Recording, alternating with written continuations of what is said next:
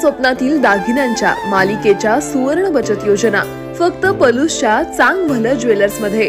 आता मिळवा 1000 मध्ये 10,000चे दागिने, अटी लागू। जीवनाचे सौंदर्य साजरे करा चांग भलं ज्वेलर्स सोबत। सोने चांदी हिरे खरेदीसाठी चांग भलं ज्वेलर्स, मेन रोड, नागोबा मंदिर समोर, पलूस, जिल्हा सांगली। 416 310। राहुल मोरे 84 21 56 1207।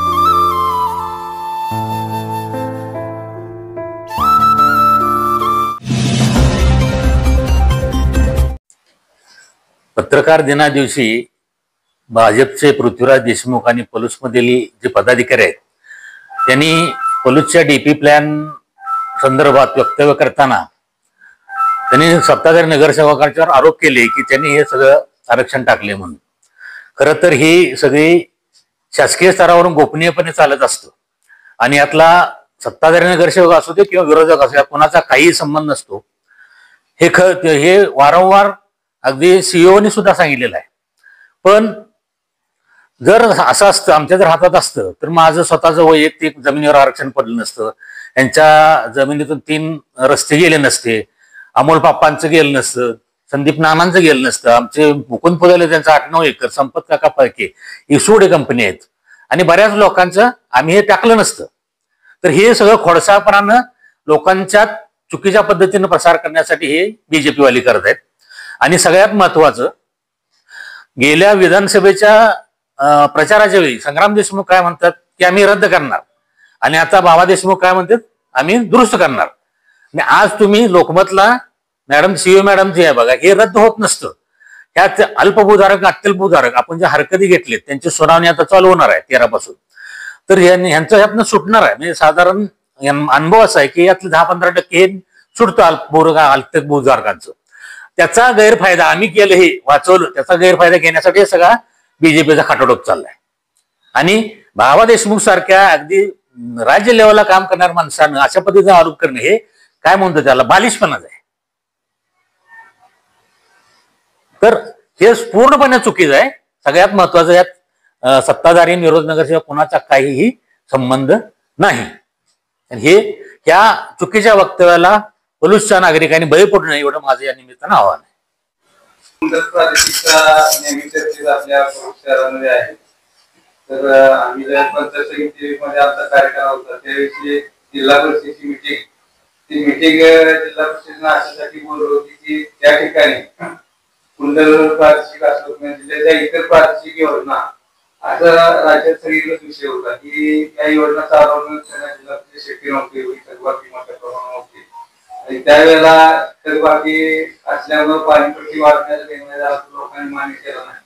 शेतकरी सुट्टी या योजना आम्हाला चालवता येत नाही आणि या बंद ठेवावं लागणार सरकारला कळवलं। त्यावेळेला सरकारी पालकमंत्री स्वर्गीय पद्मनाभ कदम साहेब आणि आपले त्यावेळेचे मंत्री जयंत पाटील साहेब नावाचे मंत्री मिळाले होते आणि राज्यातल्या विविध प्रादेशिक योजनांचा विषय असल्यामुळे त्यांनी टंचाईतून अशा योजनांना पैसे द्यायचा निर्णय त्याला मंत्रिमंडळामध्ये घेतला आणि टंचाईतनं या प्रादेशिक योजनांना पैसे द्यायचे, त्यातनं पगार भागवायचे, लाईट बिल भरायचे, अशा रीतीने योजना नंतर चालू राहिली। त्यामुळं फिराची योजना चालू करणं शक्य झालं। साधारण 2014-15 ज्या वेळेला युतीचे शासन आलं त्यानंतर त्यांनी 1-2 वर्षामध्ये असा निर्णय घेतला की प्रादेशिक योजना त्यांच्या त्यांनी सक्षम व्हावं, त्यांच्या त्यांनी चालवल्या, टंचाईतनं जो निधी द्यायचा निर्णय होता तो त्यांनी बंद केला। त्यामुळे पुन्हा प्रादेशिक योजना जायला लागली। 2016-17 पासून बघा की हे कायमस्वरूपी असं झालं की मग लाईट कनेक्शन तोडलं जाते टाकीवरचं आणि मग पाणी पुरवठा बंद होतो आणि त्यावेळेपासून सुरू झालं। आता पलूसचा जर विषय आपण घेतला तर पलूस नगरपालिकेच्या आमच्या कार्यकालामध्ये त्यावेळेच्या मुख्याधिकाऱ्यांच्या सरकारनं दोन्ही ग्रामपंचायतीची जवळजवळ 75 ते 80 लाखाची थकबाकी भरून त्यावेळेची नगरपालिका थकबाकी भरून आम्ही रेग्युलराइज केलं होतं नगरपालिकेचं जे काय त्यावेळेची थकबाकी भरून। त्यानंतर पलूस नगरपालिका रेग्युलर होती, परंतु प्रादेशिक योजनेमध्ये 13-14 गावं असल्यामुळे इतर गावांचे पैसे न भरल्यामुळे सुद्धा काही वेळेला कट झालं त्या पाणीपुरवठा झाला, परंतु ते प्रमाण सुद्धा अत्यल्प झालं। ज्यावेळेला प्रशासक राज आला आमच्या पालिकेमध्ये त्यावेळेला युतीची सत्ता होती त्यावेळेला पुन्हा अशी परिस्थिती झाली की ज्या योजनेत आम्ही एक बाकी सगळी भरली होती पलूस नगरपालिकेची आणि दर महिन्याला बिल भरत होतो 14 वित्त आयोग नंतर 15 वित्त आयोगाचा निधीमध्ये कपात शासनाने केली, तो निधी येणार म्हणून परत थकबाकी आता पलूस नगरपालिकेजवळ 40-45 लाखाच्या आसपास गेले आणि इतर 12-13 गावांची सुद्धा थकबाकी तशीच राहिली. त्यामुळे दर महिन्याला म्हणजे त्या महिन्याचं बिल भरल्याशिवाय महावितरण कट करते, मग पुन्हा आठवडाभर पाणी पुरवठा लागते, पंचायत समितीने मग पैसे गोळा करायचे, मग पैसे भरल्यानंतर पाणी पुरवठा सुरू होतो. यात कसं नगरपालिकेचा नगरसेवकांचा काही संबंध नाही, तरी पंचायत समिती जिल्हा परिषदचा विषय होता. पूर्वीच्या त्या क्षेत्रामध्ये स्थानिक संस्थेमध्ये काम करणारे मंडळी त्याला संपर्क संपलेला आहे. विनाकारण नाहक गोष्ट प्रशासनावर म्हणा किंवा आमच्या पूर्वीच्या तंत्रज्ञानावर दिला जातो, हे चुकीचं आहे. आता हे सगळे लोकांनी थोडंफार सोसून पाणीपट्टी वेळच्यावेळी भरून दर महिन्याला व्यवस्थितरित्या महावितरणचे बिल भरून पाणी योजना चालू करून आपल्या सगळ्याच नागरिकांतील नेते मंडळातील सगळ्यांनी एकत्रित केलं तर ती प्राथमिक योजना कंटिन्यू चालू राहणार नाही. तर मग बिल बदलणार म्हणून कनेक्शन तोडणं पुन्हा चालू करणं हे चालू राहणार आहे. मी सर्व नागरिकांना विनंती आहे की भले परंतु 41 दिवस पाणी येत असलं तरी थकबाकीच्यासाठी थकू नका, कारण हाल आपलं होते, त्रास आपल्याला होते, सगळ्यांना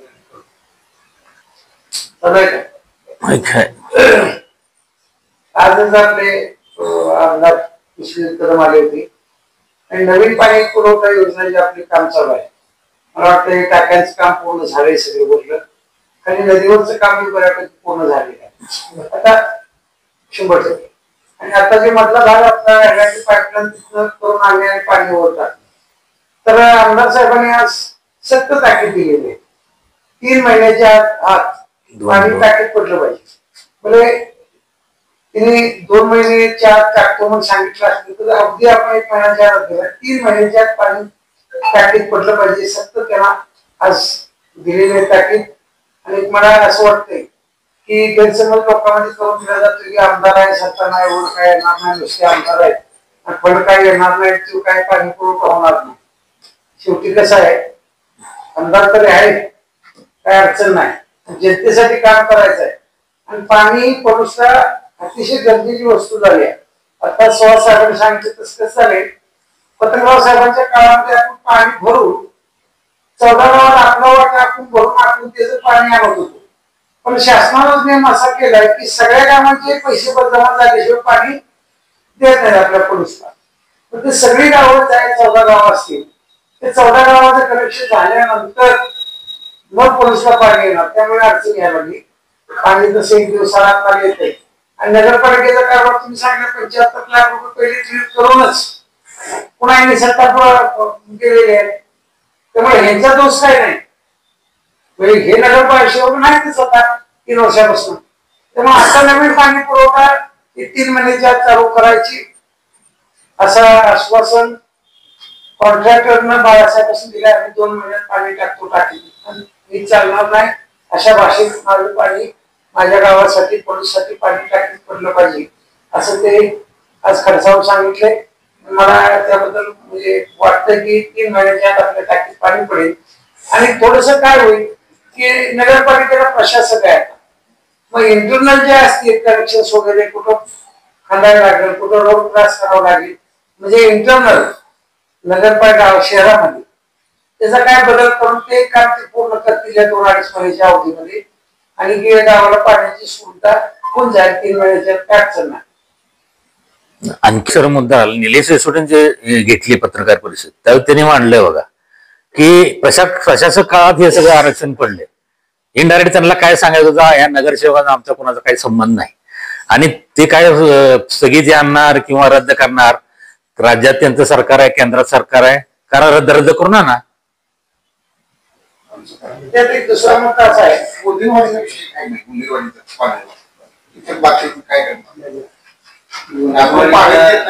प्रादेशिकचं पाणी गोंधळवाडी जात आणि पैसे मात्र त्यांच्यावर बाकी 12-14 लाख रुपये बाकी गोंधळवाडी एरियासाठी केलेले आहे. त्या बाकीसाठी तुमचं मत काय, म्हणजे बाकी काय टोटल बरोबर आहे लोकांचं. पूर्वी ती सुरू झाली, प्रत्यक्षात पाईपलाईन टाकली, काही काळ पाणी गेलं, नंतर गेलं नाही पाणी, नंतर काय झालं पर्याय व्यवस्था म्हणून आडानं पाणी त्यांना पुरवठा केला गेला. तर त्या वेळेला या विषय होऊन त्यांची कनेक्शन म्हणजे नगरपालिकेच्या थांबवायला पाहिजे, बंद करायला पाहिजे. ते झालं नाही, थकबाकी वाढत गेली. आता थकबाकी जर झाली 14-15 लाख, ती पण कधी करण्याचा अधिकार ना बॉडीला असतो ठराव किंवा मुख्याधिकाऱ्यांना ग्रामसेवकांकडून नव्हता. तर या बाबतीत पूर्वी त्या अजित गोंधळ वगैरे ग्रामपंचायत असताना त्यांनी ठराव करून एक पाठवला होता असं की बाबा ही बाकी जे माफ व्हावे म्हणून. तर पंचायत समितीमध्ये आम्ही सदस्य होतो, तर पंचायत समितीने सुद्धा त्यावेळेला ठराव पाठवला गेला जिल्हा परिषदला की बाबा ही थकबाकी अशा परिस्थितीनं आहे, त्यांना आडाचं पाणी दिलं जात आहे, त्यामुळे थकबाकी त्याची रद्द करावी असं ठराव केला जेडपीला. जेडपीच्या सर्वसाधारण सभेनं तो त्यावेळेला ठरावात स्थायी त्यांच्या जेडपीला पाठवला त्याच्या पद्धतीप्रमाणे, आणि स्थायीने हा ठराव काय मान्य केला नाही. थकबाकी त्यांनी रद्द करावी किंवा कॅन्सल करायला त्यांनी विरोध केला, ते कायदेशीर आहे. आपण बिन पाणी आता पाणीपट्टी देते. हा दुसरा पर्याय, हा एक पर्याय झाला. दुसरा पर्याय आहे नगरपालिकेमध्ये आम्ही आल्यानंतर हा प्रत्यक्ष विचारल्यानंतर आता त्यावेळेला की नगरपालिकेची बॉडी कलेक्टरनी रिपोर्टिंग असते मुख्याधिकारी. जर मुख्याधिकारी नगरसेवकांची कलेक्टरची भेट घेतली तर त्यांनी सांगितलं बाबा पूर्ण काय त्यांची थकबाकी माफ होणं शक्य नाही, तर तुम्ही असं करा बाबा त्या आडावणे पाणी त्यांना वापरता तुम्ही, लाईट राहते त्याचा कर्मचारी जर काय मेंटेनन्सचा खर्च हा थोडाफार झाला, तो काढून तेवढा त्याच्यावर एकराम राहिलेला मातीचा प्रस्ताव माझ्याकडे तुम्ही द्या, ते पैसे भरून घेऊ असं त्यांनी पर्याय सांगितल्यानंतर तसा ठराव आम्ही नगरपालिका केला की बाबा 50-50% करूया, 50% त्यांनी भरावं, 50% माफ करूया. त्यावेळी मात्र दुर्दैवाने काय झालं की लोकांनी ते पैसे भरायला रिस्पॉन्स दिला नाही. काय कलेक्टरचं मत असं तुम्ही 50% भरून घ्या आणि राहिलेला 50% मातीचा माझ्या प्रस्ताव मी त्यातून माफ करतो. दुर्दैवाने लोकांकडे गेला तर या 50% सुद्धा विरोध झाला. म्हणजे प्रशासनाला असं मत आहे की तुम्ही काय जे खर्च करताय थोडंफार ते त्यांच्याकडून घ्या असं त्या विषय झाला. दुर्दैवाने ते होऊ शकत नाही त्यावेळेला. भविष्यामध्ये यासाठी नगरपालिकेत आल्यानंतर काय करता येते प्रयत्न करून एक मात्र बरोबर आहे, लोकांचं बरोबर आहे की त्यांना ती एवढी आकारणी चुकीची आहे, काय अत्यंत होईल त्या आकारणी करून काय पर्याय त्याची गोष्ट करायला 50% ठराव करून दिला का ते लोकांनी 50% भरलं नाही. आपल्या सगळ्यांना माहिती आहे पत्रकार आले की आपण त्या बाजूने एक रस्ता काढला गावात, कराड रस्ता, तासगाव रस्ता, सावंतपूर रस्ता. तर आता या गोष्टीला 2 वर्ष झाले आपण रस्ता काढला. मी स्वतः माझ्या रानातला 9 गुंठे जमीन देऊन पायपा टाकून 10 लाख रुपये विकत केली आणि तो रस्ता खालीपर्यंत नेला. तिथं खाली गेल्यानंतर लाटे साहेबांच्या कोपऱ्यावर गेल्यावर तिथं रस्ता आता चालू आहे, तिथं स्टे दिला आणि 2 व्यक्तीच्या वादामध्ये तो रस्ता आहे पण ते रुंदीकरण करता येईल. मग आम्ही खालच्या शेतकऱ्यांनी जवळजवळ 44 शेतकऱ्यांनी रस्ता दिला, पैसे दिले, आम्ही पायपा टाकल्या आणि तो रस्ता त्यासाठी मला एक आंदोलन करावं लागलं. मी बसलो, आपल्याला पत्र दिलं 210 कलमाखाली किंवा तुमचा रस्ता आम्ही घातला नाही. पुन्हा त्याच्या प्रक्रिया काय हवं, शेवटी त्याला पर्याय नाही म्हणून पुन्हा लाटेसाहेब चौधरी आणि आपला शरद पाटील हे उपोषणाला आज 4था दिवस आहेत बसले आणि मग तो तुम्ही नोंद घेत नाही. त्याच्यावर बराचसा खर्च झाला आणि मग पुन्हा सकाळी आम्ही समक्ष रस्ता मोजून घेतो आणि तो रस्ता 9 मीटरचा मी करते असं कमिशनर मॅडमने आपल्याला सांगितलं, शिव मॅडम. तर ते सकाळी मोजणी झाली आणि मग आपण सांगताना सांगितलं जिथं विवाद आहे तिथं थांबवा आणि 2 हा रस्ता करून द्या आणि मग त्याच्यासाठी नगरपालिकेला पैसे नाही, तेवढा फंड नाही अशी चर्चा झाली. त्यानंतर मी त्याच पुन्हा बाळासाहेब आल्यावर पुन्हा शिव मॅडम वगैरे, भूमिळे अभिलेखच्या मॅडम वगैरे, तहसीलदार मॅडम त्या आणि बाळासाहेबांना आम्ही रिक्वेस्ट केली बाबा तिथं मुरुम टाकायसाठी तुम्ही रक्कम तुमच्या फंडात द्या. तर किती लागेल असं त्याने विचारलं. 20 ते 25 लाख रुपये लागतील असा एक विचार करून बाळासाहेबांनी ते सांगितलं की माझ्या फंडातनं त्या रस्त्याला मुरुम टाकायला मी देतो आणि ते तातडीनं शेतकऱ्याकडून आम्हाला वर्ग करून द्या असा विषय मॅडमने आम्हाला सांगितलं. तर तुम्ही किती क्षेत्र आमचं गेलं तेवढं आम्हाला कळवा, आम्ही तुम्हाला आमच्या खर्चानं, आणि ते काय म्हणले शासन घालू शकणार नाही, त्या रजिस्ट्रेशनचा खर्च काय असेल तर आम्ही सांगितलं आमच्या खर्चावर करून देतो, गावाला पर्यायी रस्ता होऊ द्या. रस्ता चांगला होते, गावाला पर्यायी रस्त्याची परिस्थिती बघितली आहे. आपल्या मित्र घोरपडे, माझे घोरपड्याचा मुलगा ट्रॅक्टरला धडकला, त्याचा मुलाचा मृत्यू काल झालाय परवा दिवशी. असे किती प्रसंग आहेत बघा तुम्ही. टॉयलेट किती आहेत, बाजार कुठं भरतोय, काय परिस्थिती काय गावाची, ट्रॉफिक किती जाम होती. तर या दृष्ट्या पर्याय रस्ता आपण काढलाय, लोकांनी मनाने जागा दिली आहे, नाहीतर तुम्हाला लोकांचे पैसे देऊन जागा शासनात घ्यायला लागते, तर आम्ही दिली आहे. काहीतरी कारण सांगून तिथे पाणीच वाहत आहे आमकंच होतं तर आम्ही पाईप टाकले. पण कुठला वडा तुम्ही आता राखला शिल्लक की बाबा तिथलं वड्यावर काय बांधकाम नाही मोकळा ठेवलाय, आपण बघतोय गावातली वडी. पण आम्ही म्हणजे त्याच्यावर बांधतोय गावात. तुम्ही तुमचं पाणी न्या, मधनं काढा, कसं करा, कॅनल करा, मधनं तुम्ही हे करा. आणि हा महत्वाचा मुद्दा सगळ्यात एक भ्रम निर्माण करून दिला जातोय की एक साखळीचा वडा आहे म्हणजे 33 तर हे काही सुद्धा नाही. मालकी हक्काचा वगळ हा नोंदणीला नोंद आहे, त्या शेतकऱ्याची वगळ आहे. ती वगळ खरेदीची यायची, त्यात पाणी थोडं वाटेल, ते जेवढं वाटेल ते पाणी आपण तिचे ऍडजस्टमेंट केलेलं आहे. त्यामुळे काही शासनाचा वडा नव्हे, वगळ नव्हे, आणि वर तर वगळच नाही फुलाच्या वरच्या बाजूला. मग शासनाला खाली गेलं तर नाही कुठं, तेवढंच पाणी वाटतंय एका पाटापुरतं. तर आम्ही ती व्यवस्था केलेली आहे, चर्चा झाली आणि तिने उपोषण 3 दिवस केलं. आणि आम्ही सगळे गावची नेते, आम्ही सगळेजण. पण ह्यात आता उल्लेख करावा लागेल की कोण विरोधक तिथं आलाच नाही तर रस्त्यावर जाणार नाही का तो. मग तुम्ही गावाच्या आरक्षणचा मुद्दा उचलून पेपरला लगेच न्यूज देताय की आरक्षण का तुमचे मेहमान आहेत म्हणून का तुम्ही मुद्दा उचलून घेत नाही, तुम्ही का आला नाही. ज्यांना धरणात येतील त्या लोकांना भेटायला. आज विश्वजित कदम आले, तिने 20-25 लाख रुपये जाहीर केले आणि आज त्यांना तिथं येऊन तिने त्यांचं उपोषण उठवलं आणि त्यांनी स्वतः हमी घेतली की मी जर नाही रस्ता जात मी बसावं लागेल, मला मी बसेल. तर ते जवळजवळ घेऊन तो रस्ता करायचा ठरला आणि ते उपोषण उठवलं. तर ह्या गावाला पर्याय रस्ता चांगला होतोय, गावाला पाणी 3 महिन्याच्या आत येत आहे. सगळी काळजी काय करायला नको. स्थानिक पातळीवर आम्ही सगळी नेते मंडळ आणि काम करत असताना सगळ्या पक्षांची बरोबर घेऊ गावाच्या फायद्यासाठी. एवढं सगळ्यांनी लक्षात ठेवा की रस्ता व्यवस्थित होऊ द्या आणि काय पर्याय करायला तर रस्ते करा. मोकळं जागा सोडून लोकांच्या हरकती घेतलेत, तो विषय आमच्या हरकती घेतलेत. हरकतीतनं ज्याने घेतले अल्प ना अत्यल्प ते सगळं निघून जाईल.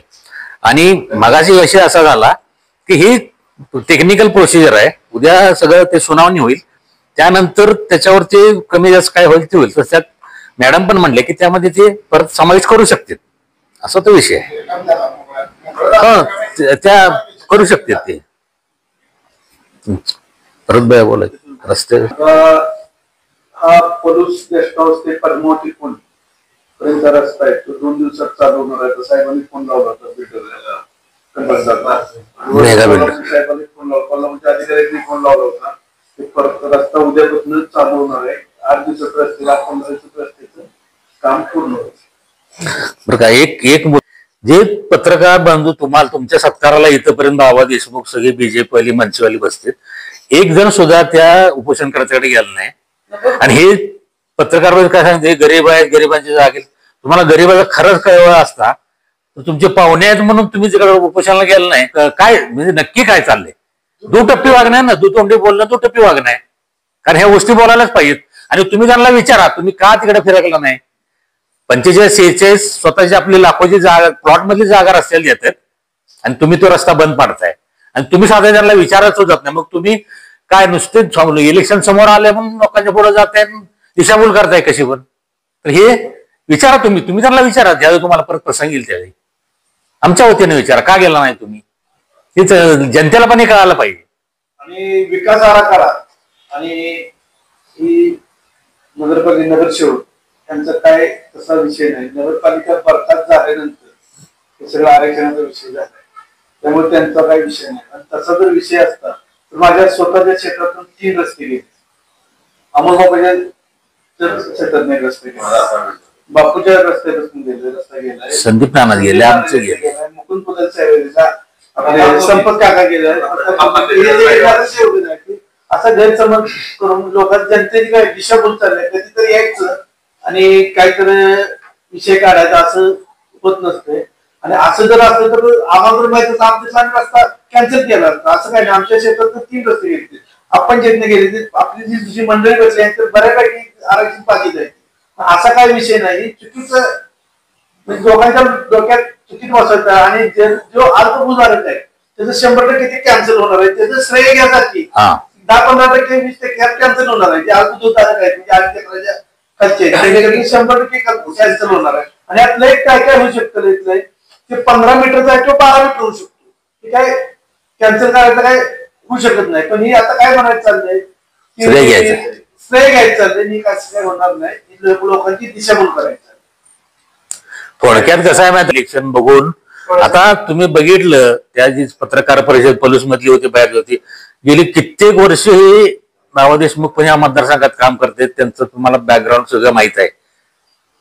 हे फक्त नगरपालिकेचं इलेक्शन समोर ठेवून लोकांची दिशाभूल करून सत्ता काबीज करण्याच्या दृष्टीने सगळं त्यांचं चालू आहे.